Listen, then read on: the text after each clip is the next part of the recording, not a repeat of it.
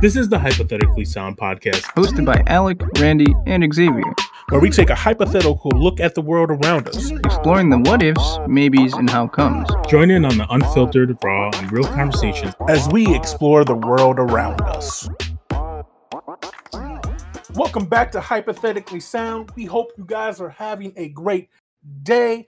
As always, I am one of your hosts, Randy, joined by the other host, Alec. That's me. And we are continuing our journey on Apple Music's top 100 albums of all time. And today, we got a fun one. We are on album number 84, Doggystyle by Snoop Dogg. And I do want to say before we continue that we are black. Okay, anyways. We do love us some hip-hop. Yeah, it do come up a little bit later with the track list here. I just wanted to, when it happens, I just don't want people to be like, we will be saying the N-word, and for you people that don't know what that is nigga. I don't know why you did that way. That's weird, but all right. No, we just wanted to make sure we let you guys know that beforehand.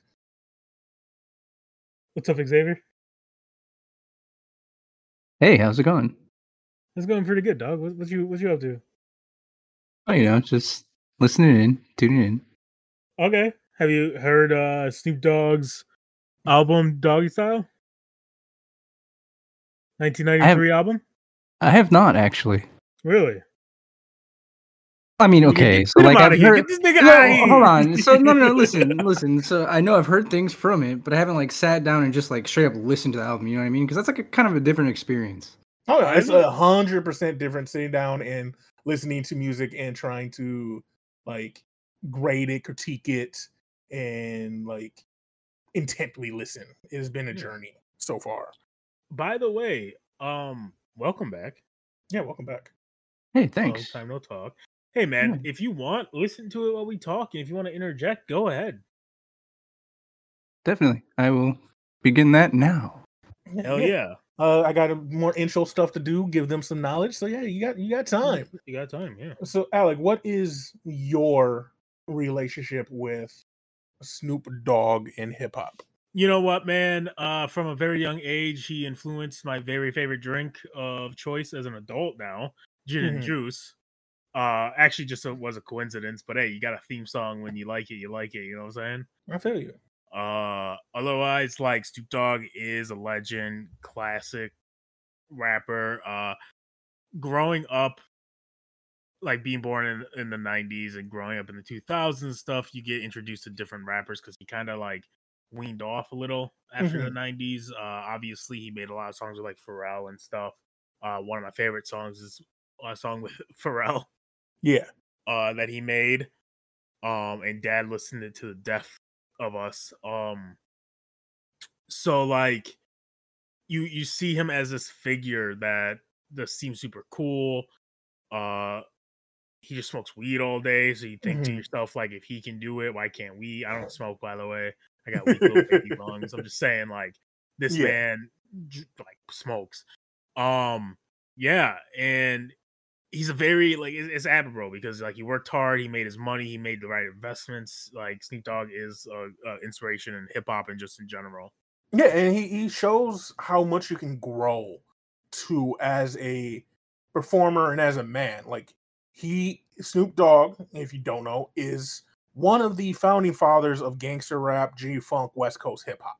Yeah, him, Dre, NWA. Like, they got critiqued and criticized so much for how aggressive, misogynistic their lyrics were. And, like, that's not who Snoop Dogg is anymore. Like, Snoop Dogg is doing shows with Martha Stewart, is on game shows. He was the torchbearer today at the start of the Olympics. Like, he isn't who he was then. He grew and developed new sounds and new styles. And it's great to see. Especially as a young kid. I was 5 when Doggystyle came out, and while I personally obviously didn't go and buy the album, I didn't listen to it, like it was played by my cousins or my uncle or our dad. And then as I got older, when I was like 10 and he had more albums, I was able to go back and listen to this album. And like it reminds me of good times, like listening to Snoop Dogg like is part of my childhood. Yeah, I think it's huge the fact that like Snoop Dogg is so influential that he like really didn't put out like much more, or he did, but like nothing like to Mhm. this extent, and people Mhm. still know these songs like to this day because like people like his songs just made it through that passage of time, especially with it being like a niche of Yeah. just West Coast. Like it wasn't like what you get today where everyone tries everything, you know. It Mhm. is just a hard West Coast G Funk. His vapes are pretty good too. His pimp juice. And his pimp juice. And I haven't tried him and Dre's new uh alcoholic drink yet. Oh, But I they got want some to. new. Hmm. Well, damn. But in case for you people at home who may not be into hip hop, because what this journey is about is expanding your horizons. I'm gonna give you some information about Snoop Dogg. Uh, you've probably heard his name the other way people say his name, which is Snoop Doggy Dogg. Doggystyle is his debut album that came out in 1993 with Death Row. He got this album mostly not just because of how talented he is, but he appeared on Dr. Dre's album that came out a year before this, The Chronic, and was such an influence on the G Funk sound and the West Coast hip hop style that Death Row obviously signed him and got his album out as quick as possible. Uh, if you look up anything when it comes to Snoop Dogg, his name will forever be attached to Dr. Dre. When you hear Doggystyle, most people think The Chronic as well, or vice versa. They are going to be attached at the hip forever, and that's because Dre produced this album almost 100%. Uh, there are other influences on this, like uh, Daz Dillinger and sorry, his name is just escaping me. But Daz Dillinger is the big one that is also a huge part of the sound. There's a huge debate around him and Daz Dillinger and Dre on who deserves credit. But if you hear Snoop Dogg talk about it, Snoop Dogg will say, while Daz Dillinger may have made the beats, Dr. Dre took him out to a whole new level. Doggystyle went 4 times platinum. Obviously, didn't win any Grammys. Gangsta rap ain't winning Grammys in the '90s.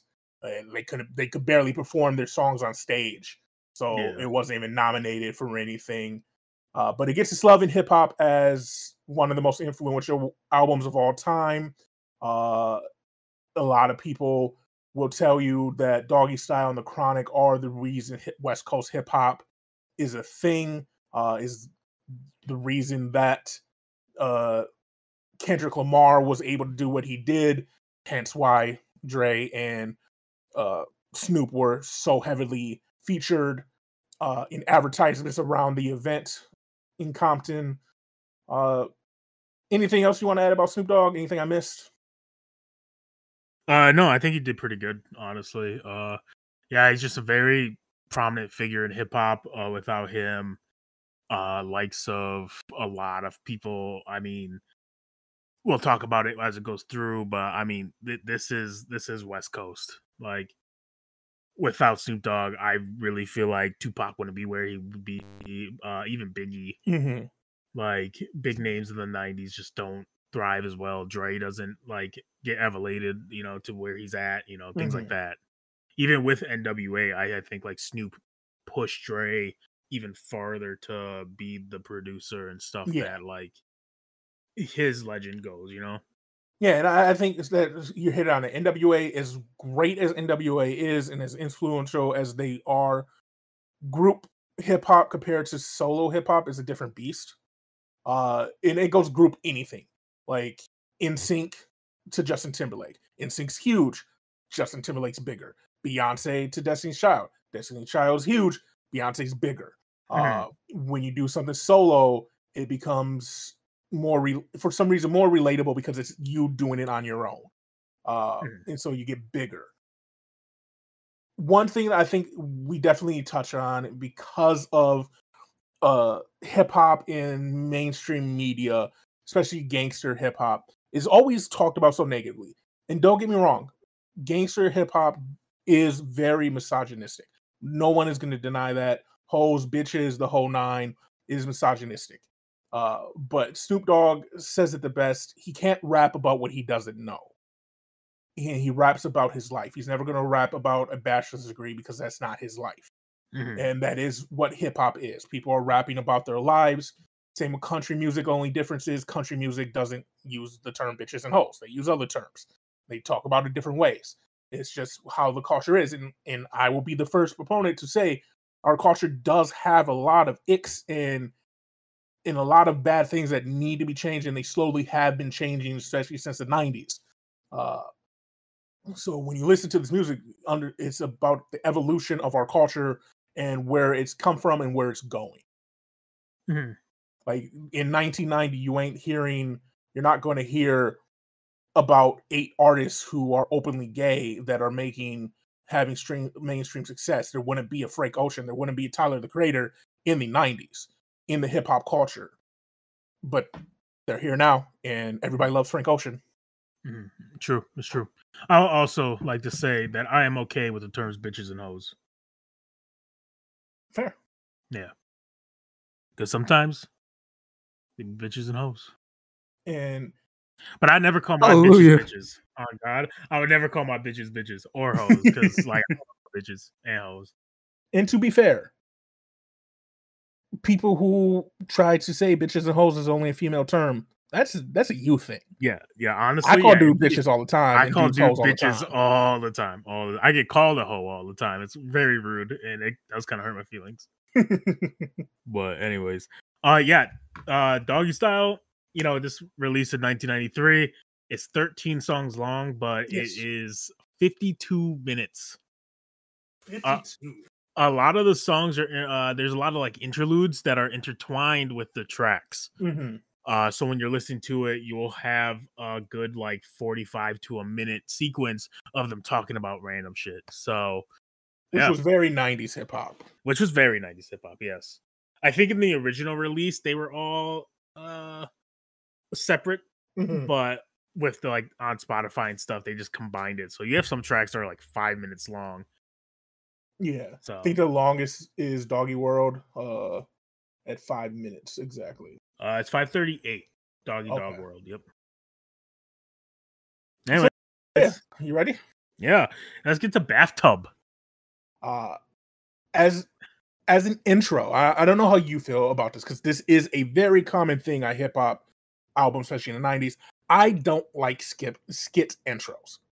I personally do not like skit intros, especially when it's like unnecessary sex sounds in the intros, in the interludes, and the skit. I'm just not a fan of those. I didn't grade this one. I also didn't grade it. Yeah, it was weird because, like, I'm not gonna lie to you. There's a legend around there that Biggie got head in the studio one time, and that's an intro to one of his songs. And like, this man playing in a bubble bath with a woman, and I honestly believe it probably was real. Yeah. No, I believe these sounds that we're hearing when they do these intros, like on the Chronic and other out, like it's weird. It's weird because I think it's real. It's not someone just like they're not AIing this voice. These are actual voices of someone making these sounds. Yeah. And how you gonna make splish splash sounds without somebody being in the tub? You know what I'm saying? Right. It's just weird. Anyways, yeah, I didn't rate it. It was just an intro. Yeah, which makes it kind of weird because the next song is G-Funk intro, which is also an intro, which I did rate. I also rated because it did have some lyrical finesse to it. So like my thing with intros, and I said this in my notes, I want an intro to hype me up for the next song. Skit intros don't do that. It's just out of place. But this one would have been cool to start the album because it gives you a look, at least to me, I don't know if you feel the same way, a look into what you're going to get from Snoop.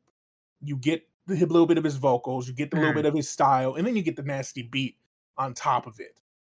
Yeah, it has. I was gonna say it has a solid, like, classic West Coast beat to it. And it's called the G-Funk intro. It is inducing you to G-Funk. And it is just classic Snoop Dogg sound. Like, you hear it, you instantly know. Yeah, this is a Snoop Dogg production type deal. However, it can't stand alone. It is an intro. You definitely didn't need the bathtub intro if you had this. And honestly, I don't know what the hell they was thinking when they put the bathtub intro on it. So yeah, if it started with the G-Funk intro, I think I would have liked it a little bit more, but I had to sit through Splish Splash taking a bath previously for like 2 minutes. So, and them talking about a party or some shit, and then it goes into that. Yeah. I gave it a 6 out of 10. Mostly because it's not a standalone, but it's good enough. Like you can get a taste of Snoop, you know. Pause. For being the intro and getting a taste of Snoop. No pause. Pause. I gave it a 7 out of 10. Okay. A little high, but all right. The band had 4 bars and then talked the rest. Okay. All right, what can I say, man? That's fair. That's fair. He had a smooth voice. Which moves us to the first actual track, probably one of his most famous tracks. Yeah. Alex's favorite drink track, Gin and Juice. It's a classic, man. It's just a classic. Oh yeah, fantastic. I feel like talking about it is really like I don't know anyone who's never heard Gin and Juice. It's one of his most recognizable songs and one of the most recognizable songs in the 90s era. Yeah. Even people who don't like West Coast rap fuck with Gin and Juice. Oh yeah. Like it's just good. It's just a good song. Great I feel cruising music. Like everything about it is fantastic. I think it's a great first like actual song introduction to what I know I've said this a couple times. What Snoop Dogg is bringing to the table. There's a reason why Snoop Dogg is so famous and everybody knows him. His voice, his swag is on another level. He legitly was born to do this. Like there's certain people that are born to do certain things. Snoop Dogg, born to rap. Dr. Dre, born to produce. LeBron, born to play basketball. Like they were born for a said purpose and they found it and they're amazing at it. Yeah, 100%. I gave Gin and Juice a 9. It speaks for itself. Yeah. There's nothing we can say to do it justice. Honestly, we talk more about it, and it sounds like we idiots. Yeah, the song is great. The beat is great. The hook is great. It's a top 20 song of all time, in my opinion. I give it a 9.5 out of 10. Oh, hell yeah. Yeah, pretty good. It's pretty good. Pretty good. But that moves us on to the next track, which is The Shiznit. Yeah. Snoop, again, is known for having a smooth flow, but also like his flow on bouncing beats. It's unique. It is a very unique flow to go with the beats that he uses and Dre uses, and this song is an example of his uniqueness in the hip hop genre. Oh yeah, dude, Snoop Dogg. There's no one that can replicate what Snoop can do. Honestly, and this song kind of proves that, and it also shows that his pen, like even back then, was real strong. Oh yeah. But I don't even know if he used a pen. I'm pretty sure he just got in the booth. This one is pen. He does have a freestyle song later on, but this is a pen song. Okay. As far as I know, I could be wrong. Please don't get mad if I am.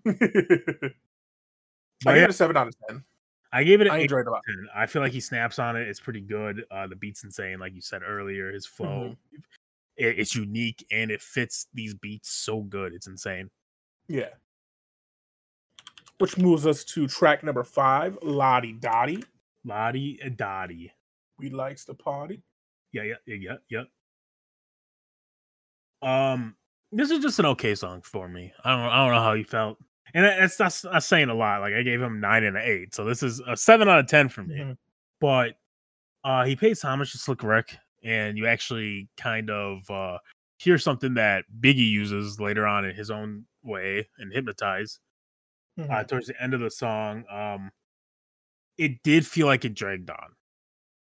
It was a longer track, but with that being said, like Snoop Dogg does have the ability to kind of pull you in after you kind of zone out a little. Yeah. So yeah, I gave it a 7 out of 10 because he did manage to bring me back at the end. I enjoy Lodi Dodi a lot. It's always been one of more of my favorite songs. So obviously, different opinion than you. I thought he has a slightly different flow on this one. Nice spooky sounding beat, fun storytelling. I think one thing I love about Snoop is he makes his flows interesting. Uh, like I guess if there was a critique of the song, it is very like early '90s, '80s rap style, and so it is dated. But I like the song a lot. I gave it an 8.5 out of 10. That's fair. That's fair. And I'm pretty sure there's a sample in it, but I didn't write down what the sample was. It's Slick Rick's. Was it Slick Rick's? Okay. Yep.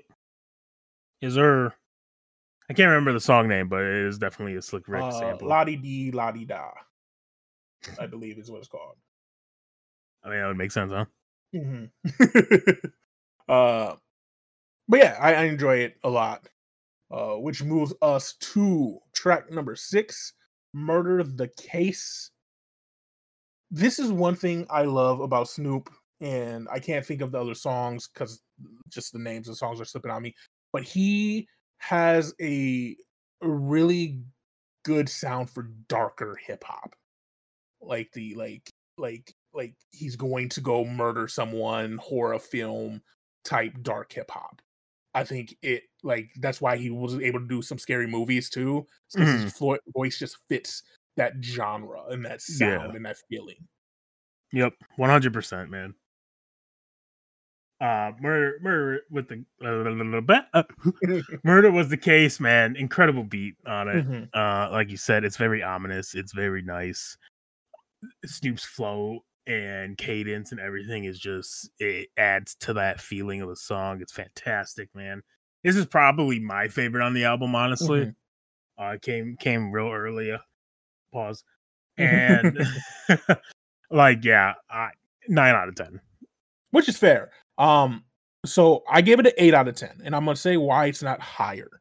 Because you're objectively incorrect. I understand.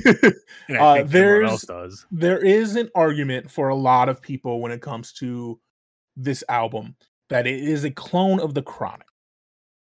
And if you listen to this song, this would be the example they use, because it uses the same like synth piano sound through the whole song that Dre is known for using a lot.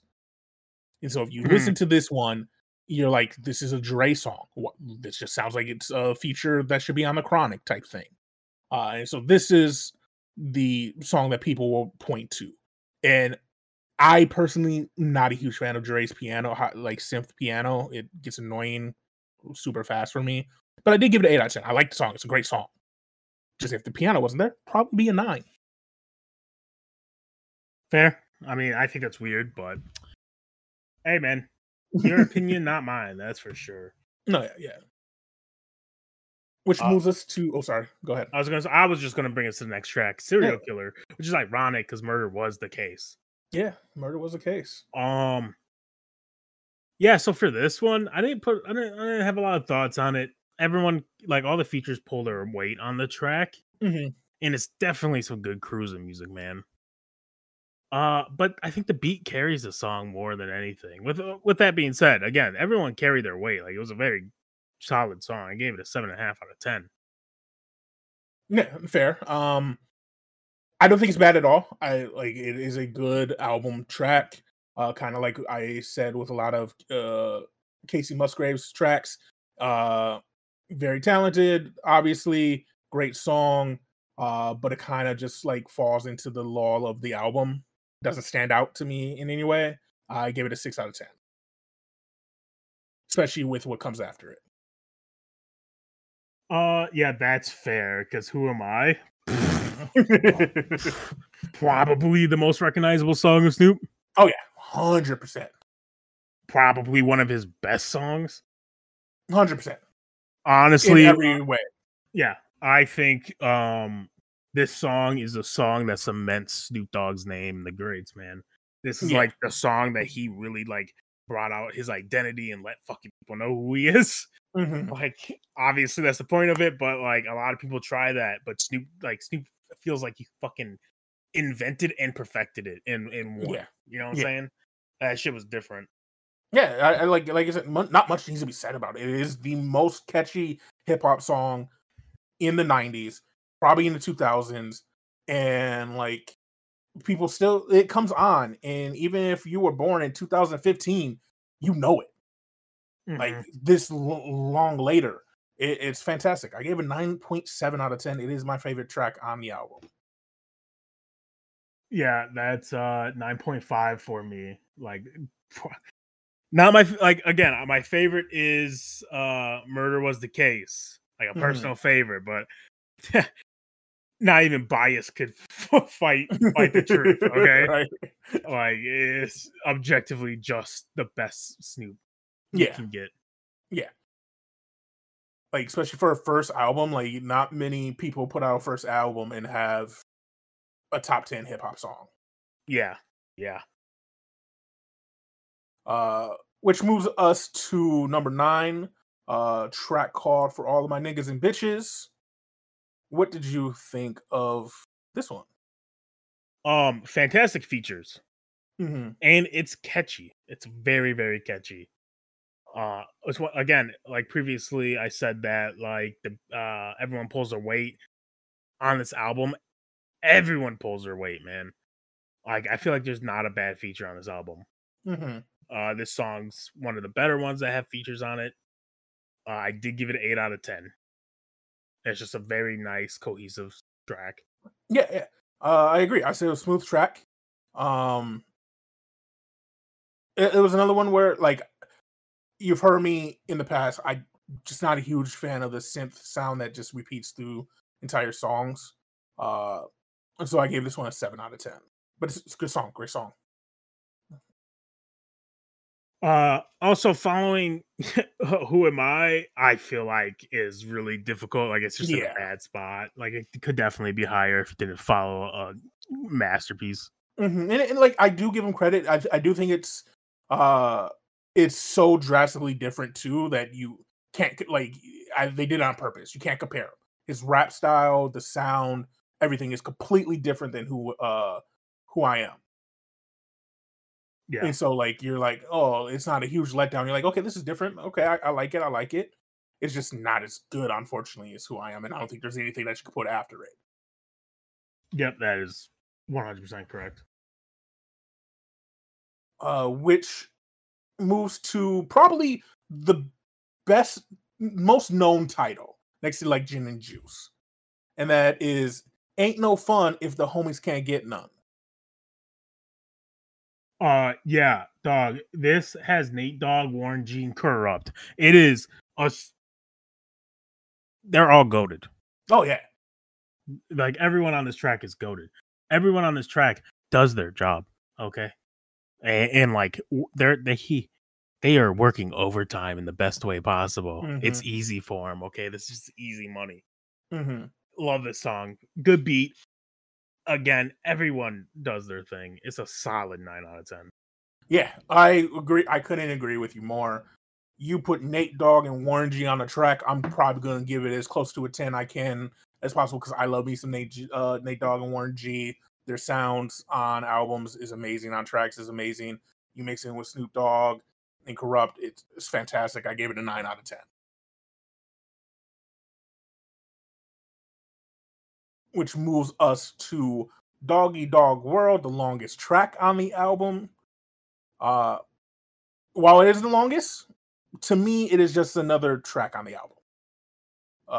Kind of falls in with like For All My Niggas and Serial Killer and The Shiznit. Like it just falls into those tracks where they're good.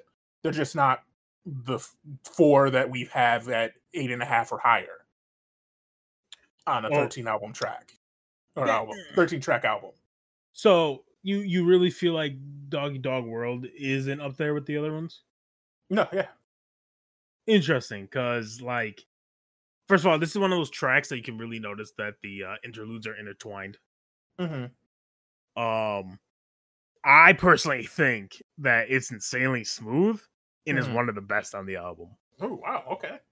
I don't do point 2s or whatnot. It is a 9 out of 10 for me. But like Snoop slides on this. It has a nice like R&B influence that just works so well with the gangster funk sound that Snoop's known for, you know? Like, I think it's really good. I think it's great. So you think it's equal to Ain't No Fun? Yeah. Yeah. See, I think Ain't No Fun is Ain't No Fun better. Ain't No Fun is a good track with features. Doggy Dog World, good Snoop solo. I don't.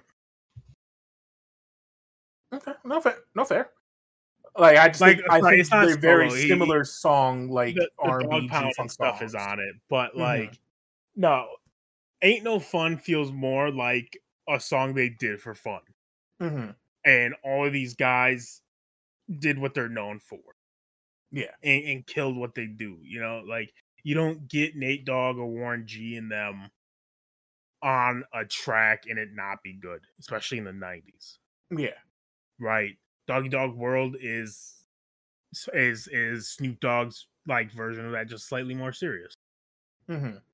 So no, fair, understandable.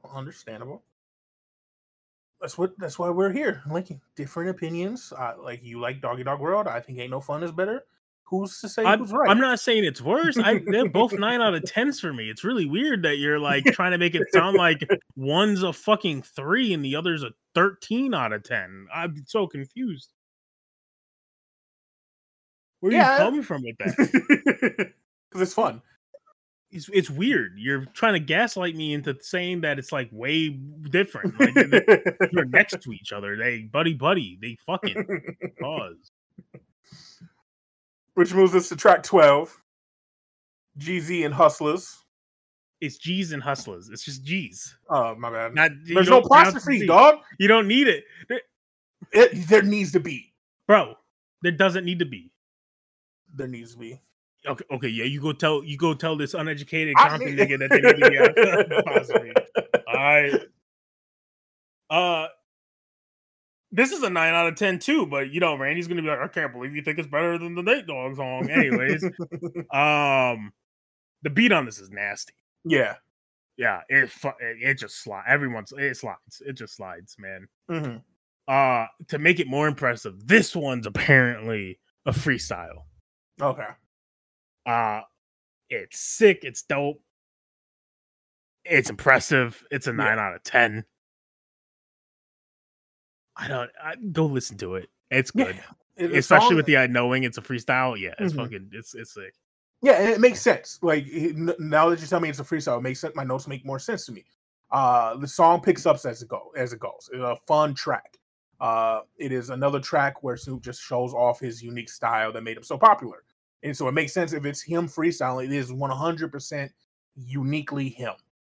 And with most freestyles, they pick up as they go because you get into that flow, and it makes sense. And I gave it an 8 out of 10. I enjoyed the song a lot. Then sadly, we moved to the final track of the album. Super quick here. Yeah. You said that was for fun, but you don't think the song Ain't No Fun, it wasn't for fun when you got Nate Dogg literally saying you even licked my balls within like a minute of it?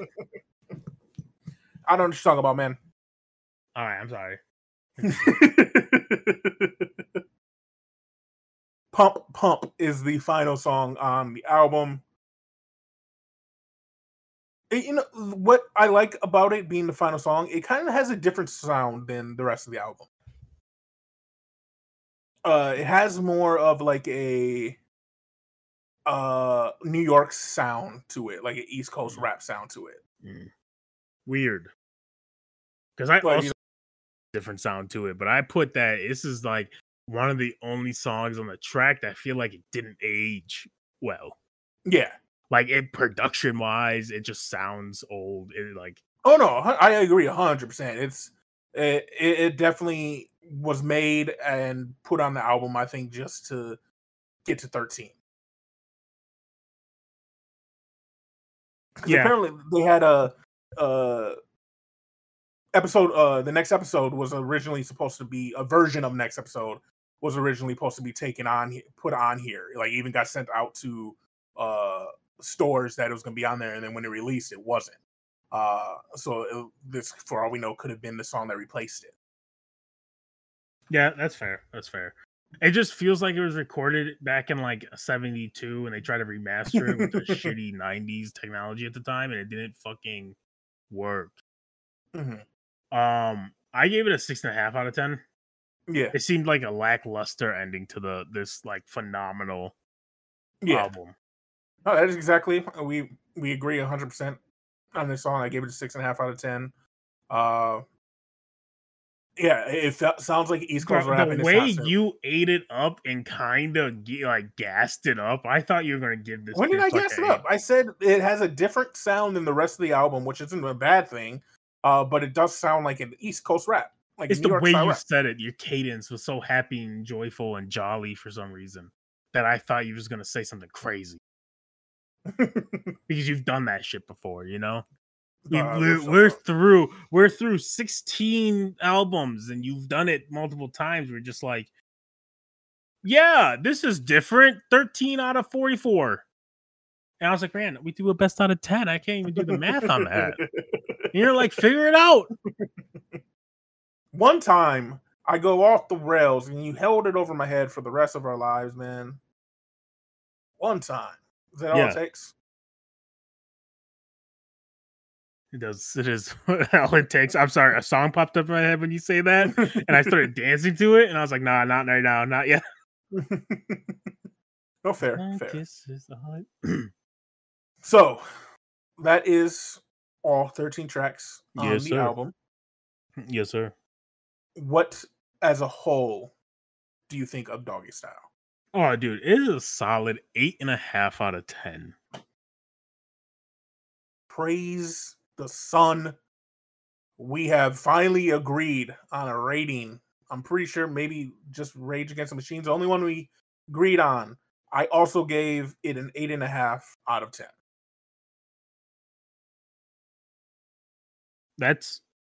Is that the first time you've done that? I think just Rage Against the Machine is the only other one that we had because I gave Rage an 8.5. I'm pretty sure that's the only Rage other one. Is higher for me. Hold on, let me double check real quick. Maybe Confessions. Confessions yours is way higher. My Confessions was a 7. Oh yeah, way higher. Yeah, my Rage Against the Machine was an 8.75. Oh, okay, so no, this is the first agree, I guess then. Oh, look at that. We actually agreed on one. It just only took a song that you were 5 and I was probably not even developed in the sack yet. 100% not developed in the sack yet. Hey, I might have been a long-termer. You don't know that. I might have been an anomaly. A lot if that's the case. I don't know what that means, brother. What do you mean by that? Tell me what you mean by that. Oh, you will agree with me. Ain't that right, Xavier? That's awkward, huh? All I'm saying is, like, I don't like the way you said that. And we're going to talk about it off mic with our fisticuffs. You better pause. Oh, okay. I got to pause talking to my brother, though. The hell's wrong with you? We are in the South. I'm sorry. That is uncalled for. That's a pause. Hold on. Those things are not true based in fact. We love our Southern brothers and sisters. Pause. We love our fellow Southern people. Canceled. Before we even get famous. But no, Alec, you know what time it is, man. Give these people a shout out. Shout out to everybody that lay dormant in the sack for at least 2 years, because clearly we're a different breed. And some people who only probably developed within a week of the bust just aren't like us. Ram. You know who developed late in the sack? Joffrey. You know who developed late in the sack? Jeffrey Dahmer. You know who developed late in the sack? You, dog. No, why you gotta do that now? See, that's weird. You just compared me to literally one of the most hated individuals on television and a cannibalistic serial killer. That's crazy. Dog. See, this is how I know. See how mean you are? This is how I know you would develop late in the set, because you just don't got that kind of growth that I do spiritually. You know what I'm saying? Like, I sat there, I waited, I bided my time. I had patience. I'm an old soul. You a bitch. Kind of a hoe. Wow. High yellow ass nigga. Wow. The hip hop culture's really got you being aggressive and misogynistic. Ain't got me doing shit. You got me being aggressive. Shut the fuck up. Oh man, you brought out a side of me that ain't on the podcast. See, this is what you do. You're pissing me off. See, he's sensitive, guys. It's okay. I'm not sensitive.